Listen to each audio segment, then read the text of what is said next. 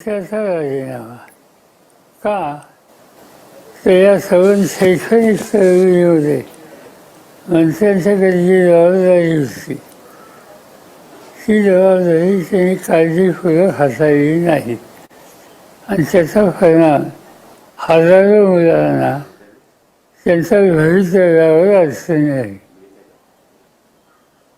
ती मागणी केली पण केंद्र सरकार त्याच्याकडं बघ्याची भूमिका घेत होतं. शेवटी त्याची मागणी एवढाच प्रश्न नव्हता, बाकीचे राजकीय पक्षसुद्धा त्यांच्याबरोबर उभे राहिले. काँग्रेसच्या वतीनं त्याचे प्रतिनिधी गेले, राष्ट्रवादीच्या वतीनं सुप्रियाताई गेल्या, इतर पक्षाचे लोक गेले आणि एक सामूहिक मागणी त्या ठिकाणी करत होते आणि हे आपल्या आवाक्याच्या बाहेर आहे हे ज्यावेळेला लक्षात आलं त्यावेळेला हा अटक करण्याचा निर्णय घेतला आणि त्याप्रमाणे आज पहाटे त्याची अटक सत्र त्यांनी केली. बघूया, त्यांनी अटक जरी केली तरी हे आंदोलन चालू राहणार.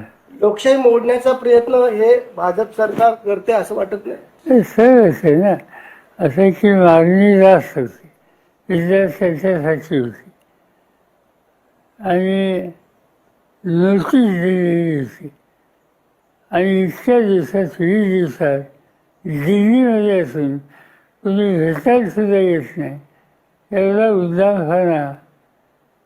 याचा अर्थ केंद्र सरकार अत्यंत बेजबाबदारपणानं इथं वागतं हे स्पष्ट झालेलं असतं आणि हे इथे थांबणार नाही. उद्या 14 तारखेला उद्या पार्लमेंट सुरू होईल, या विषयाने पार्लमेंट सुरू होईल.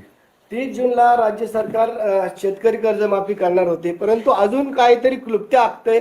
अजूनही शेतकऱ्यांची कर्जमाफी होत नाही. आता 30 जुलैची त्यांनी तारीख घेतलेली. ठीक आहे, तारीखेची आम्ही चौकशी वाढवणार आहोत. ठीक आहे, खरं म्हणजे त्यांच्या अर्थात गेल्या त्या फाळायला हव्या त्या, पण आता त्यांनी 22 एप्रिल ठरवलं, नवीन तारीख दिली, तो खरं आम्ही थांबणार आहोत.